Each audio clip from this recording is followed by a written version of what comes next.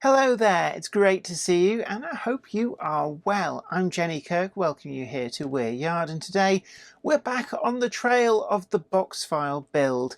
This is the 009 build project that I've been showing you just how quick and easy it can be to put together in a regular box file from a stationery store. Now this is a really good and established way of producing a small modular style layout. You can have as many or as few box files as you like, and maybe even some of them can belong to other people. You can connect them together, and it's a really great way. It shows that a lot of people can kind of plumb together and get a really big layout that's also easy to manage, easy to transport on public transport, and easy to store at home. And if you have a big main layout at home, it's also a good way to try out new scenic ideas, or maybe scratch that itch if you've ever wanted to do a desert layout with palm trees perhaps, or cacti.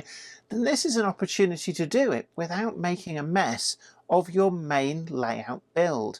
And in today's video I'm going to be showing you how to transform that rock layer that we did in the last video into a grassed landscape that really does look the part. We're also going to be turning the disused siding into a nice overgrown feature, and I'm going to be finishing off with a whole load of bushes and other such ground cover like flowers, and show you my techniques for getting a really great finish every time with the static grass applicators. So come with me, and don't forget to hit that like button, share this video, and also subscribe to the channel if you've not already done so, and check out the full merch store down below.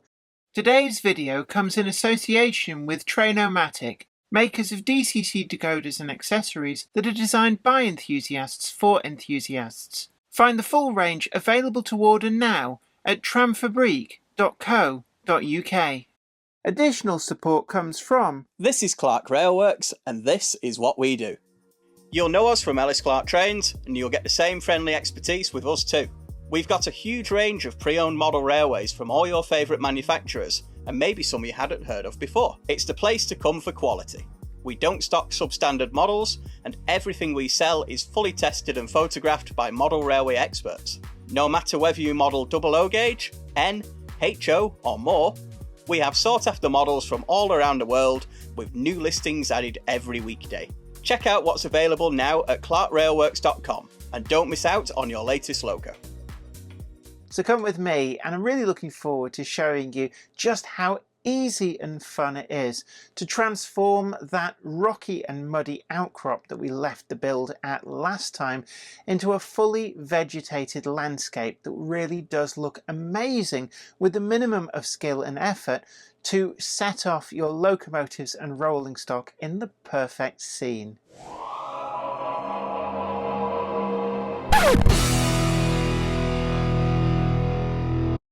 The box file layout has had a couple of days to really harden off, so everything's come up really nice. I took the opportunity at the end of the last video, after I finished recording, I put a coat of paint on some of these bridges, and you can see if I turn that round, that really has improved the outlook at that end, and a much simpler bridge at this end, but still with Humbrol, I think it's Humbrol 66 or 67 for the brickwork, and with 102 I think it is for the olive green. I also repainted the tank. I wasn't quite happy with that blue that it had come up in, and I much prefer this olive green. Of course now everything matches. I also used some dirty brush cleaning fluid over the track just to dull that down as well. It's a really good technique. I had paint on the brush anyway, so with some brush cleaning fluid that sorted that out. And what we're going to be doing in this video is starting work with the static grass. Now as it stands, you can see we've got some pretty raw looking rocks and earth, and I want to transform this into something much more toned down, much more such that it looks like it's been here a long time. And the first stage for this is I'm going to be masking off the track. Now, I don't want at this stage any of the static grass to get onto the track itself, so I'm going to run some masking tape along here,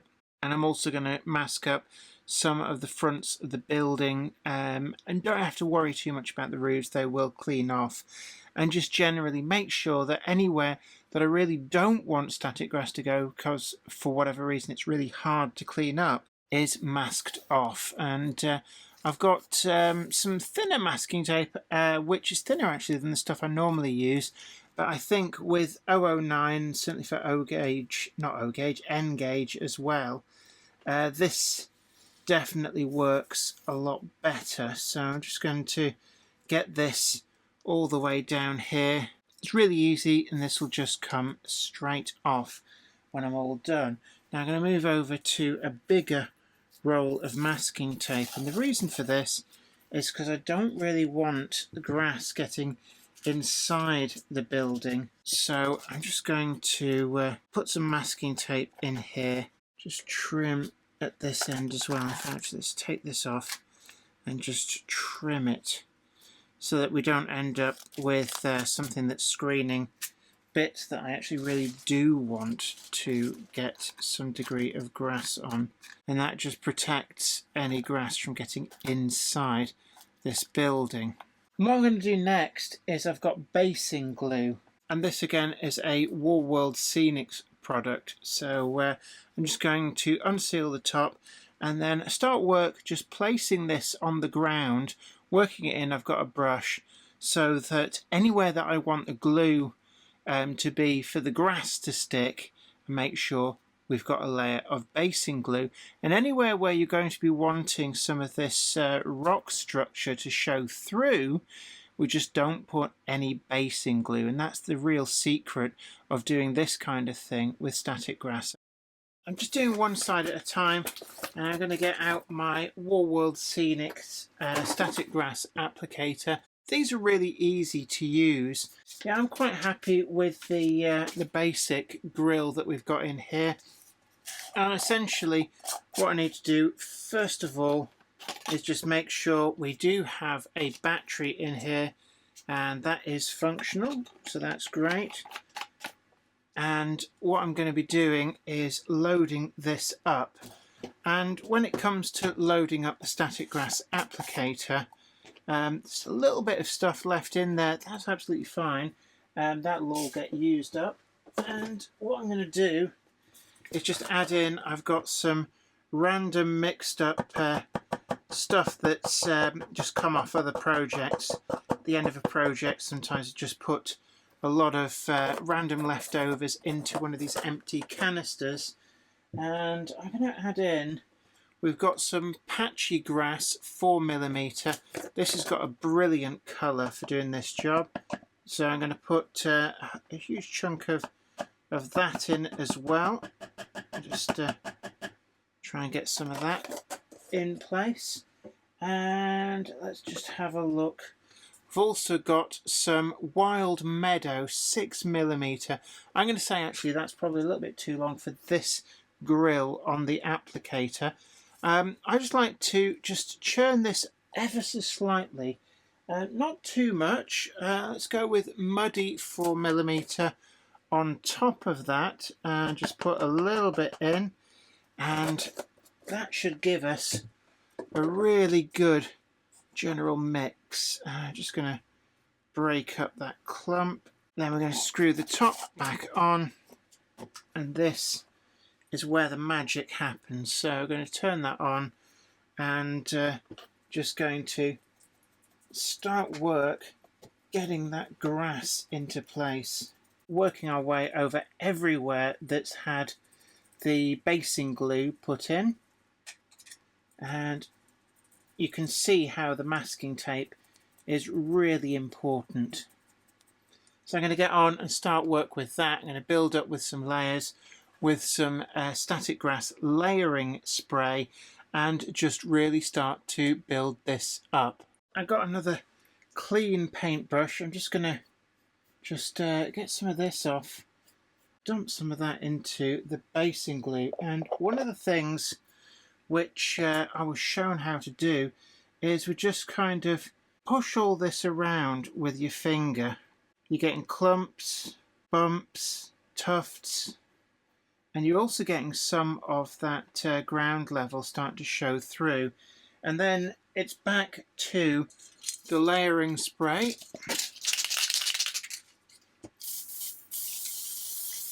Spray that over everything again. And what I actually want to do is add in some of the fine scatters. So just trying to get into this tin. There we go. This is really fine scatter, and texture and colour is everything. In fact, texture is probably just as important as the colours, and that's the important thing. You saw that we mixed quite a lot of different colours into the static grass applicator.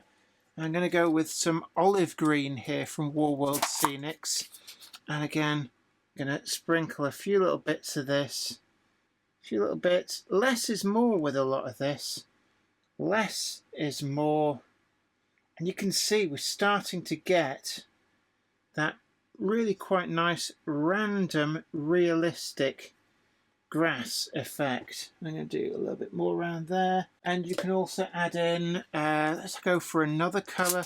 This lighter colour can be quite savage, so just want light, very light, not too much of that. And then we're back in with static grass layering spray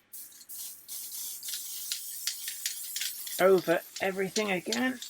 This stuff is great, you'll use lots of it and it's well worth it. Let's just double check that the static grass applicator still has some grass in. Yeah, there's loads in there.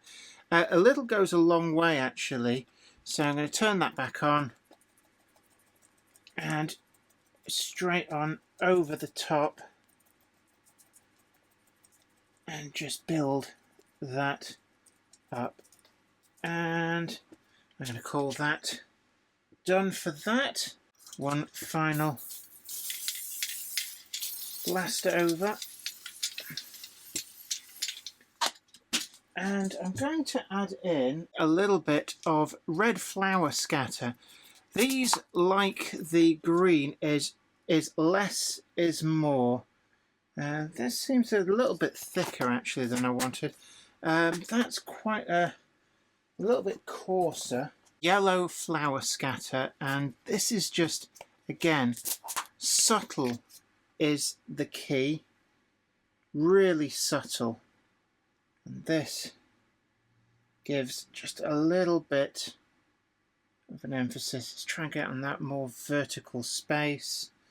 There we go. And then what I want to do now is we're just looking to pull this back in places. There was a few areas where I wanted the rock face to show through.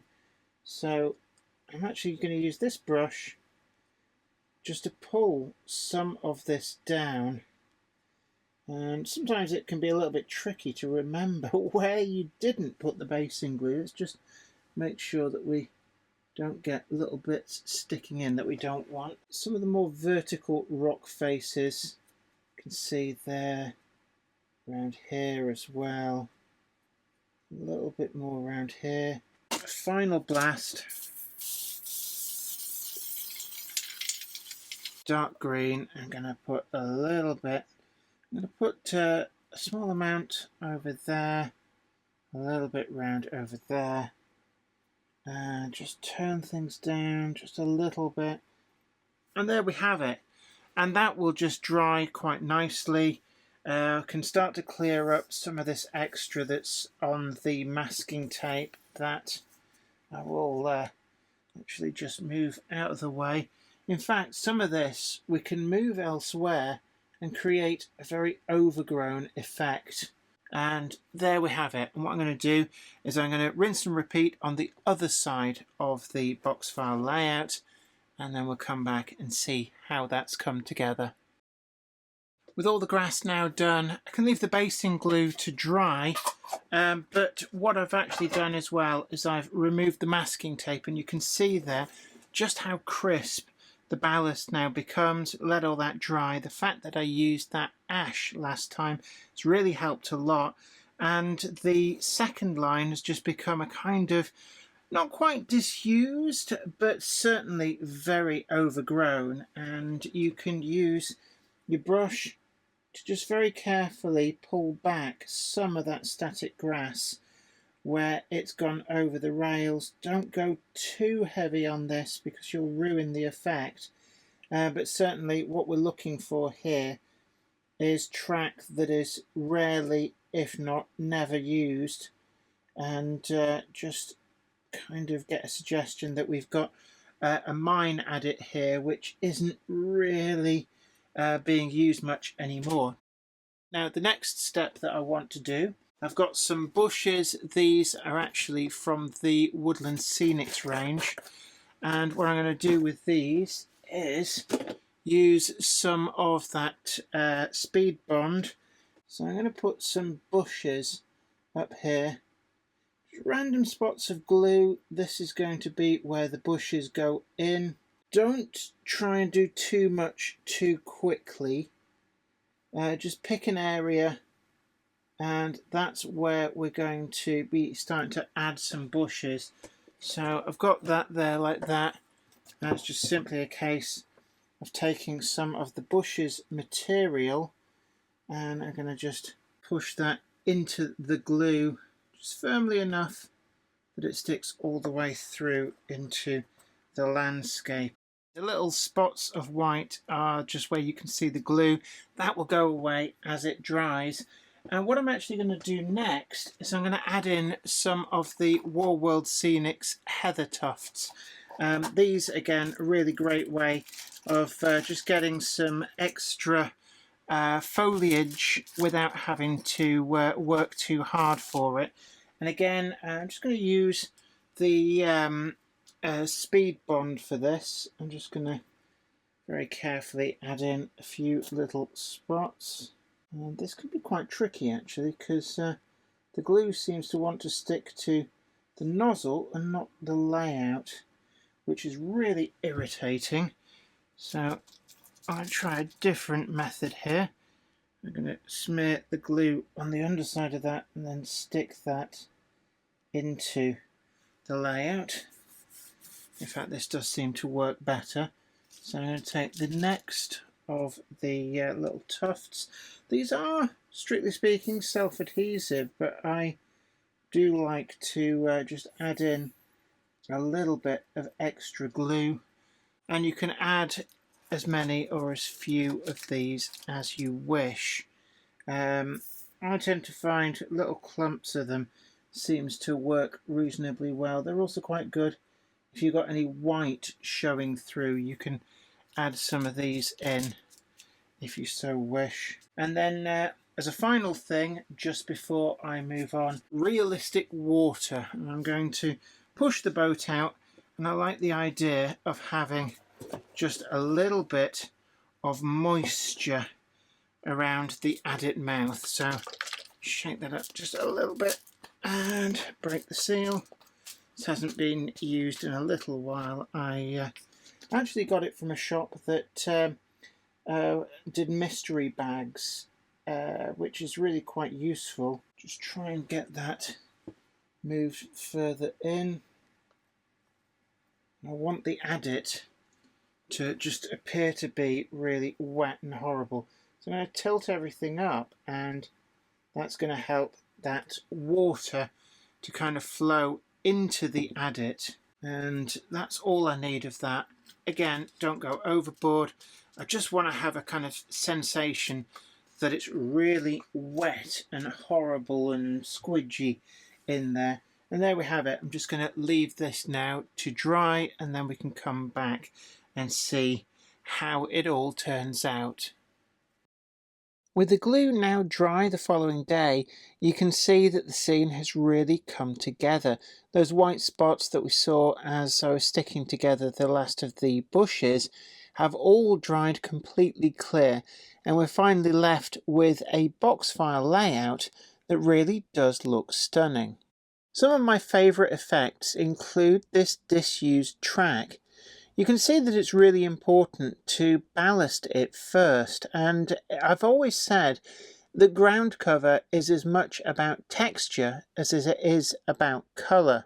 Mixing and matching layers of the static grass fibres along with some of the really fine scatters does produce a great effect. Use multiple colours rather than just a single colour. The only grass that is one colour throughout is something like a bowling green or a very well manicured lawn. Everywhere else you've got this real mix of different grasses and colours, lengths and such like. And the static grass applicator really does lend itself to just doing a rough mix of different colours in the hopper. Don't mix them up too thoroughly because otherwise you get back into that kind of uniform colour spread, and we really don't want that. So instead, just a quick mix with a finger and it gives this really great natural effect. Where the ground cover pokes through, you can see that this looks like rocky outcrops. The whole purpose of that painting session that I did in part 2 was to make sure that you're not then restricted with what shows through the grass and looks okay. By painting everything up with that mix of just 3 different acrylic paints, you can make sure that anywhere that there's a thin patch or a vertical space, or indeed, as you saw in the technique in this video, just pulling back the grass using a clean dry paintbrush, we get that wonderful rocky effect just peeking through. It's a really simple and inexpensive method to get this kind of rocky outcrop look. You don't need to spend a lot of time and money on expensive plasticasts of rocks. This method does work quite well. Some of the embellishments from Warworld Scenics do set the scene off nicely. They're ready-made tufts, which do come ready to stick, but I do prefer to use just a tiny amount of the PVA type glue to put them in place. Can be complemented by scatter of exactly the same colour. So you can see here that the heather tufts have been complemented by a small amount of exactly the same colour loose scatter, and that gives a sense that we've got the big clumps of heather but also smaller tufts just starting to poke through. The bridges are just simple transitions that hide where the edge of the box file is. I made these just out of loose scraps in my scrap box. These embossed plasticard sheets are actually a mix of brick and roofing tiles, but painted up and just disguised a little bit with some of the bushes and the grass. They actually turn out quite well. The Pico Vari Girder kits are well worth it. In my view, these are some of the best ways to make these characteristic steel girder type bridges, and it does provide a great focal point for this end of the layout. Underneath the bridge, it is important to just go a little bit easier on the ground cover. These would be shaded areas, shaded from both the sun and from a lot of the rainfall, so you get less growth. And I've reflected this in the way that I've managed to shade the static grass into that area. A lot of people have asked me about the mine adit, and this started out, as I outlined in part 1 of this series, as one half of a Will's cattle creep kit. They're a very versatile kit, even if you just use them for their intended purpose of the cattle creep. But I've also successfully used them as a culvert, and in this instance as the mine adit. You can imagine this as being something similar to the Molwen Tunnel on the Festiniog Railway, with a reservoir somewhere at the other end of this. No train has to run through here, but do bear in mind, if you have visions of using this as a working tunnel, it is actually too low and too narrow for most ready-to-run items, but as a scenic feature, it really does look the part. Again, don't get any vegetation inside that tunnel mouth, and instead what I've done is I've added some of that Woodland Scenics water just to give a really nice damp and murky feel inside there. With more of the pulled back grass to reveal the rocky ground cover, This side of the box file has a little bit more depth to the grass, but nonetheless I've tried to make sure that a few patches of rock are breaking through. Most of the disused track is just completely hidden under the grass, and this is a great way to use up the odds and ends of pieces of track that are always left over from other projects that are too short or too damaged to actually use as proper running track. I've used the ballast and the grass to hide the fact that this is actually in 3 separate pieces, and it's scrap track that would have otherwise just got thrown away. Disused sidings are a really great scenic feature, and you could add to this by gluing down some Parkside Dundas style kits, painted and weathered heavily to represent just abandoned V-skip wagons or such like. The ballast is enhanced by that layer of sieved real fire ash. This tones down the ballast, and you can see here where in conjunction with the masking tape it really does produce a great effect. Whilst I'm using this for 009, I chose to use N-gauge track because I had quite a bit hanging around and no real 009 track. But there's not really too much of a bother.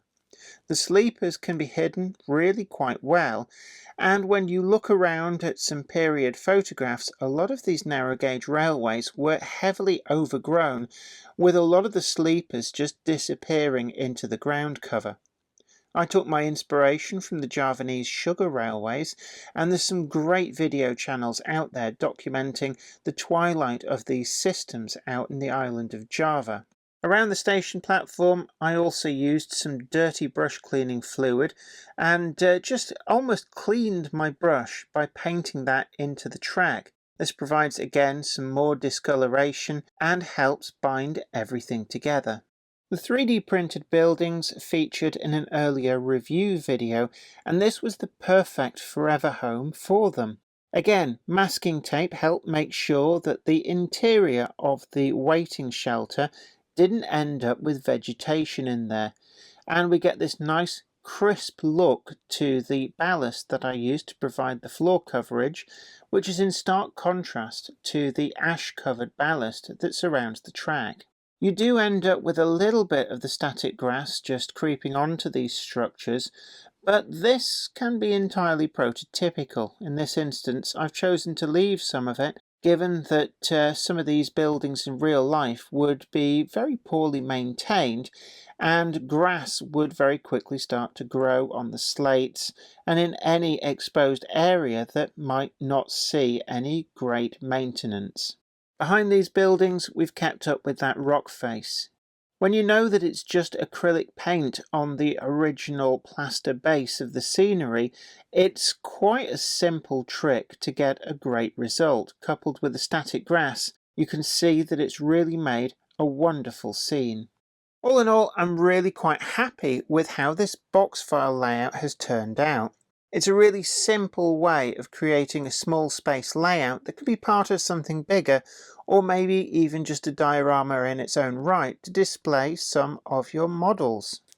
Easy to transport and easy to store. You can even keep the original lid to the box file as a way to keep out dust, and to be able to stack on top of this a number of box files perhaps, or even just slide it back onto the shelves and put it in storage hidden away in your office. Well, I hope you really enjoyed today's video as much as I've enjoyed building this box file diorama. Now, there's only been 3 parts to this video, and I know sometimes when you look at other YouTube channels, they do take their time on their layout builds, and it's not necessarily a bad thing, but I do feel that something like this can be done really quite easily, and I wanted to show just how easy it is to put something like this together. Now, you don't need to spend a lot of money either. I used a lot of scrap bits and pieces, and this can be an area where some of those mystery bags from a variety of different model rail retailers that they do with bits and pieces that they can't easily sell on their own. Maybe they've come from traded in layouts and such like. It's a good source of cheap parts to be able to put something together. And the method that I showed you with using the actual plaster coverage as a rocky layer, and you can build up those outcrops really, really easily when you start applying the static grass. It's just a simple way of getting around, not needing to buy ready-made rocky outcrops or indeed making them yourself. So I do hope you found this informative. Do please hit that like button and share it too. Let other railway modelers know about what we've got going on here. And if you haven't already done so, do please subscribe to the channel. And I'd also love to hear from you in the comments section down below. Have you taken on your own box file build? How's it going? And share with me what your inspiration has been. And maybe off the back of this series, has it made you think, I know what I'm going to build for my next box file?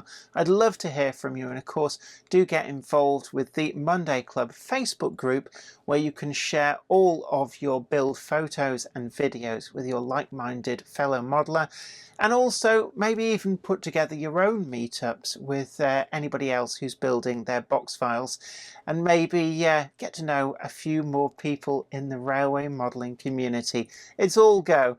But until next time, this is me, Jenny Kirk, saying you take great care of yourself. Happy modelling. Bye for now. Today's video comes in association with Trainomatic, makers of DCC decoders and accessories that are designed by enthusiasts for enthusiasts. Find the full range available to order now at tramfabriek.co.uk. Additional support is provided by... This is Clark Railworks, and this is what we do. You'll know us from Ellis Clark Trains, and you'll get the same friendly expertise with us too. We've got a huge range of pre-owned model railways from all your favourite manufacturers, and maybe some you hadn't heard of before. It's the place to come for quality. We don't stock substandard models, and everything we sell is fully tested and photographed by model railway experts. No matter whether you model double O gauge, N, HO or more, we have sought after models from all around the world with new listings added every weekday. Check out what's available now at clarkrailworks.com and don't miss out on your latest logo. I'd like to thank everybody over on Patreon, and an extra special huge thanks goes out to our Patreon heroes. Without you guys over on Patreon, we really wouldn't be able to keep making the video content that you see on this channel. And don't forget that you can also head on over to patreon.com/Jennifer Kirk and check out the different tiers of rewards. Thank you so much. You are absolute legends.